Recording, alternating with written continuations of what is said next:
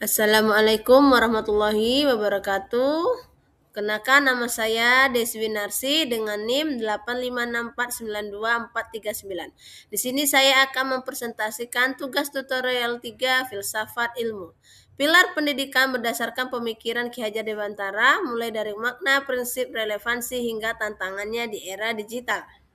Makna pilar dan prinsip dasar. Secara sederhana, pilar dimaknai sebagai dasar kokoh atau tiang penyangga utama yang menopang seluruh bangunan dan arah gerak pendidikan. Sama seperti bangunan yang akan roboh. Jika tiangnya lemah, pendidikan pun tidak akan memiliki arah, nilai atau tujuan yang jelas jika tidak berpijak pada pilar yang kuat.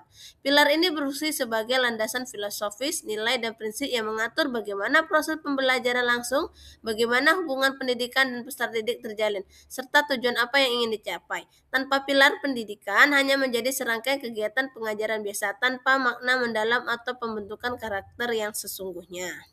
Di Indonesia, pilar pendidikan yang paling utama dan menjadi identitas kita dirumuskan oleh Bapak Pendidikan Nasional Ki Hajar Dewantara yang terangkum dalam 3 prinsip emas. Pertama, Ingkarso Sung Tulodo, artinya di depan memberi teladan. Ini menegaskan bahwa pendidik harus mampu menjadi contoh dan suri teladan yang baik.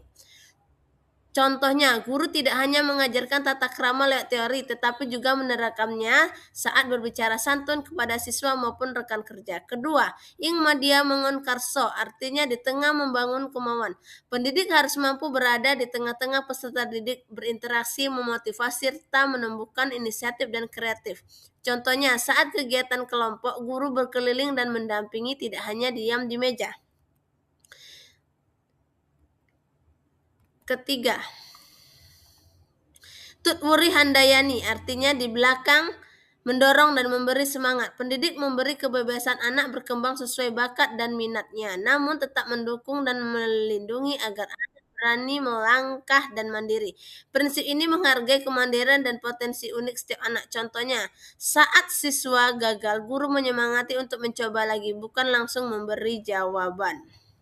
Relevansi dan tantangan. Mengapa relevan? Karena di tengah derasnya arus informasi dan teknologi, prinsip Ki Hajar Dewantara menjadi kompas agar pendidikan tidak kehilangan roh manusianya.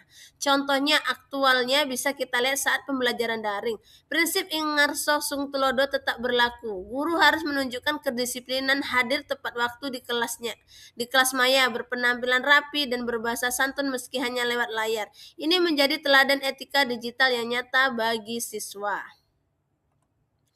Namun, di balik relevansi, ada sejumlah tantangan besar yang kita hadapi. Pertama, tantangan pada metode pembelajaran. Saat pembelajaran daring, sangat sulit menerapkan prinsip ing madya mangun karso atau berada di tengah siswa secara fisik. Interaksi menjadi terbatas sehingga sulit membaca suasana hati atau kesulitan siswa secara langsung. Tantangannya adalah bagaimana kita tetap bisa membangun kedekatan emosional lewat layar agar semangat belajar siswa. Kedua, tantangan literasi digital. Peran Tutwuri Handayani mengalami pergeseran makna. Guru tidak lagi melarang siswa menggunakan internet, tetapi mendampingi dan mendorong mereka untuk memilih informasi yang benar dan salah. Ketiga, tantangan pembentukan karakter. Saat ini peran konten negatif di media sosial sangat mudah diakses. Tantangan terbesar di prinsip Inkarso adalah bagaimana agar guru dan orang tua tetap menjadi rujukan utama keteladanan di tengah begitu banyaknya tokoh atau figur. Keempat, peran guru yang bergeser. Dulu guru adalah satu-satunya sumber ilmu, sekarang guru harus pandai menjadi fasilitator. Refleksi dan kesimpulan.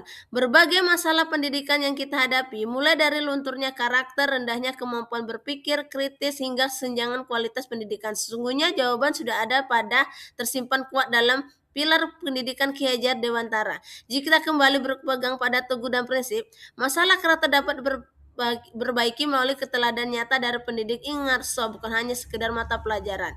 Masalah rendahnya minat belajar dan kreatif dapat dijawab jika guru mampu membangun semangat bergerak bersama siswa. Ada masalah ketidaksiapan siswa menghadapi masa depan diselesaikan ketika pendidikan mampu mendirikan anak mengembangkan potensi uniknya masing-masing.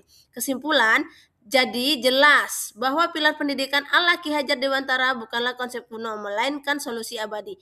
Di era apapun, baik konvensional maupun digital, pendidikan harus berhasil jika ia berlandaskan pada teladan kebersamaan, membangun semangat dan dukungan terhadap kemandirian peserta didik.